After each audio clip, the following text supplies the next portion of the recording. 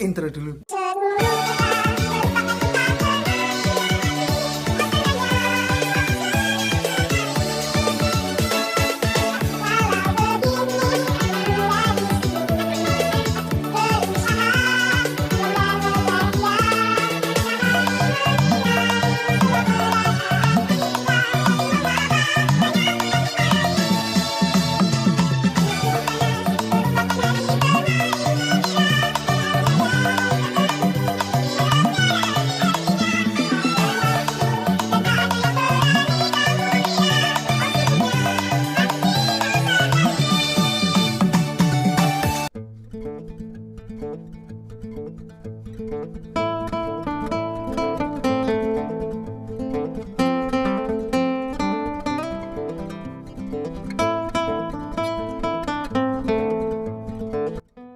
Halo, assalamualaikum warahmatullahi wabarakatuh. Jumpa lagi ya sama saya si Tenisi Deso. Gimana kabar sobat semua? Baik-baik saja ya. Oke, hari Jumat ini mudah-mudahan kita semua mendapat keberkahan ya. Amin. Ya, alhamdulillah guys. Jadi hari ini saya dapatkan servisan mempesona. Iya. Jadi di depan kita ini ada HP Realme 3 ya. Saya terima itu dalam keadaan hancur ya. Nah, hancur ini setelah saya tanyakan pemilik ya, kronologinya karena percekcokan asmara. Iya, wah ini kayaknya seru nih guys. Kalau urusan asmara yang jadi korban siapa lagi kalau bukan HP-nya. Iya. Oke, kita akan coba cek ya, ini rusaknya di mana.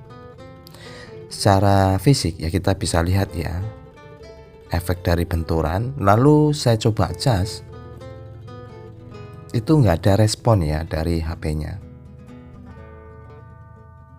Nah ini sama sekali nggak ada respon ya. Namun pemilik atau yang punya HP ini yakin ini hanya LCD-nya, karena beberapa waktu sebelum dibawa itu sempat terdengar suara telepon masuk ya. Itu cerita pemilik. Ya, untuk meyakinkan kita akan bongkar HP-nya. Oke, jadi untuk pencopotan di back cover pastikan hati-hati ya, ada fingerprint ya. Untuk fleksibelnya jangan sampai putus. Lalu kita akan pastikan, dan ternyata HP ini tuh masih perawan ya, jadi belum pernah dibongkar sama sekali. Nah ini terlihat segelnya tuh masih aman dan kita langsung bongkar saja. Oke, sambil kita bongkar kita lihat dulu ya spesifikasinya. Ini adalah Realme 3, displaynya 6,2 inch. Lalu ini RAM-nya ada yang versi 3 dan 4. HP ini menggunakan chipset MediaTek dan HP ini dirilis tahun 2019. Saat kali dirilis ini merupakan HP yang sedikit fenomenal ya, karena Realme 3 ini udah di samping murah, lalu spesifikasi nggak diragukan lagi ya. Oke, untuk tahapan selanjutnya kita pastikan dulu ya kondisi mesin. Kita lihat dulu ya jalur positif negatifnya di mana, dengan cara lihat kode di konektor baterainya. Positif itu jalur feedback-nya, yang negatif boleh di kaleng. Jadi tinggal kita cantolkan saja di kaleng atau dijepit. Untuk yang positif kita ambil pinset lalu kita tempelkan di jalur positifnya. Sesaat setelah kita sudah sambungkan, kita tekan tombol power sehingga mengetahui ya konsumsi arusnya itu seperti apa. Oke, ini untuk jalur positif ya, sudah saya sambungkan seperti ini. Ya, pastikan tersambung dan itu jarum aman ya, tidak ada bergerak, berarti tidak ada konslet. Oke, saya tekan tombol power dan lihat jarum ampernya. Saat saya tekan tombol power, dia naik 0,1 lebih ya, hampir 0,2 lalu turun. Asumsinya untuk di HP Realme ini normal arusnya. Jadi mengapa setiap pengecekan HP itu berbeda-beda analisanya, karena setiap HP itu beda-beda memang ya. Di saat konsumsi arus, contohnya untuk di HP lain mungkin ini bisa bukan normal tapi IC power yang bermasalah, tapi kondisi normal biasa umum seperti ini. Oke, ini saya sudah siapkan ya LCD-nya. Untuk harga LCD sendiri sekarang tuh rata-rata 300-an ke atas ya. Dan LCD untuk di Realme 3 itu persamaannya dengan Oppo A5s ya. Ya, saya tidak tahu persis itu sama betul atau tidak, tapi di beberapa toko online itu menyamakan ya. Ya, kita bongkar ya semua perpartnya dan konektornya, jadi pastikan hati-hati ya. Nah, kita kembali ke masalah analisa dengan power supply ya. Jadi mengapa setiap HP itu berbeda-beda?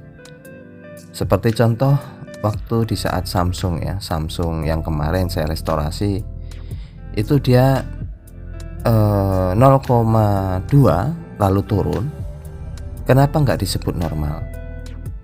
Karena itu di brand Samsung dan dia model baterainya tuh copotan ya. Untuk baterai copotan yang modelnya seperti itu kategori harus tidak normal. Biasanya kalau yang copotan itu langsung proses dan bisa nyala ya.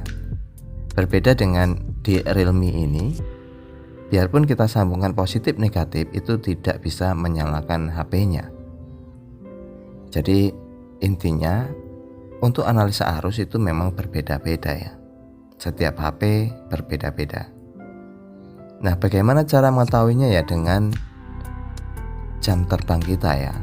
Kita sering ngecek dari HP ini, oh sifat arusnya itu kan nanti kita lebih tahu ya dengan sering temui kasus, kita bisa menyimpulkan. Ya, contoh di Nokia ya, saat ditekan tombol power dia naik lalu turun, itu normal. Ada pula yang ditekan tombol power dia naik lalu bisa nyala HP-nya Nokia. Itu kadang ada Nokia yang seperti itu. Nah, ini sudah kita angkat ya dari baterai, lalu dari LCD touchscreen kita coba angkat, dan untuk pengangkatan ini saya bantu dengan blower di setelan anginnya itu 2, lalu panasnya 0,5 ya. Ya, panasnya itu hangat saja.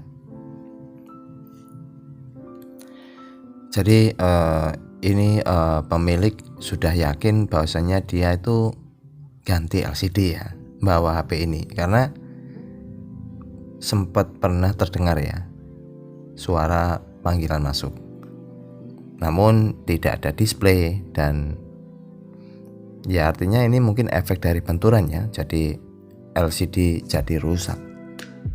Nah, setelah kita analisa memang tidak ada kondisi yang konslet ya. Oke, ini sudah terlepas dan LCD ini ya originalnya ya bawaannya. Jangan lupa ya untuk filter ya, untuk di earphone-nya itu kita lepas dulu. Dan nanti kita pindahkan untuk di LCD yang baru. Oke, lalu setelah itu ya kita tinggal bersihkan ya sisa lem ya setelah kita angkat LCD-nya. Nah, ini untuk pembersihan ini semaksimal mungkin ya untuk sisa lem ini, karena sangat berpengaruh ya saat kita nanti pemasangan LCD yang baru, tingkat presisinya biar bagus ya. Oke, ini setelah saya cek dengan LCD, memang ternyata LCD-nya guys. Nah, ini muncul Realme 3. Oh, oke, saya pastikan untuk touchscreen-nya aman ya. Udah kita cek dan alhamdulillah aman. Nah, ini semua dicek ya. Oke, jadi untuk kasus-kasus yang seperti ini itu sering dijumpai ya. Jadi untuk teknisi pemula yang baru memulai mau buka usaha counter atau servis HP, jangan bimbang dan ragu ya. Teruskanlah keputusan dan semangat sobat semua untuk segera buka servis HP, karena kasus di lapangan tuh sering kasus-kasus hanya penggantian LCD. Pokoknya kasus yang di luar ekspektasi kita, bahwasanya kerusakan tuh yang berat-berat ya. Intinya semua perlu proses ya. Jadi percuma jika sobat semua yang ingin menekuni tapi tidak terjun ya. Jadi kita tuh untuk menuju ke sesuatu yang lebih baik kita butuh proses. Mulai aja dulu. Ya, demi masa depan kita bersama. Jadi teguhkan semangat, jangan putus asa. Walaupun di masa pandemi seperti ini ya, tetaplah berusaha dan yakinlah kita bisa ya. Ya, ini saya sudah tambahin lem ya. Jadi lem ini bebas B7000 ataupun T7000.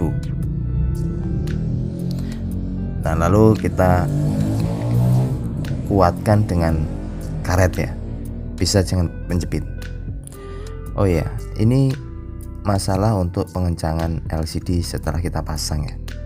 Kemarin saat saya bahas di HP Samsung itu ada yang komen ya, jangan terlalu lebay bang. Sebetulnya nggak apa-apa kalau LCD Samsung itu dikaretin atau dijepit, nggak perlu pakai lakban. Oke, jadi untuk menanggapi masukan yang seperti itu, memang apapun caranya itu sah-sah aja ya. Mau dikaretin, mau dijepit. Di kala itu saya itu menerangkan di status HP Samsung yang LCD-nya itu KW. Jadi ya saya itu menstandarkan pola atau metodenya ya supaya tingkat resiko itu kecil. Makanya saya sarankan disolasi atau dilakban saja supaya aman. Memang dulu saya sering menekankan ya, sering pakai karet atau penjepit, itu berlaku untuk di selain HP Samsung yang LCD KW ya. Namun sekali lagi itu hanya saran. Untuk metode dan proses selanjutnya ya itu pilihan dari sobat semua ya. Boleh dengan penjepit jemuran, boleh dengan karet, intinya hati-hati saja. Ya, ini kita sambil sharing ya beberapa pengalaman di saat kita tuh pasang LCD.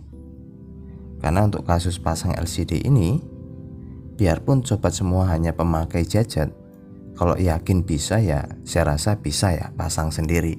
Jadi tanpa dibawa ke tempat servis bisa. Namun tetap hati-hati. Oke, ini sudah selesai dan kita ya tinggal rapikan ya sisa lemnya setelah kita keringkan, dan tinggal ritual pengkletean. Jadi untuk kasus-kasus seperti ini saya berdoa semoga sobat semua selalu mendapatkannya. Oke, are you ready? 1, 2, 3. Alhamdulillahirabbil alamin. Hari Jumat ini penuh berkah guys. Dan mudah-mudahan kita selalu diberi kesehatan ya di masa pandemi seperti ini, dan dimurahkan rezekinya, dan selalu berdoa dan berusaha ya untuk teknisi pemula. Tetap semangat. Bye bye. Assalamualaikum warahmatullahi wabarakatuh. Berangkat Jumatan.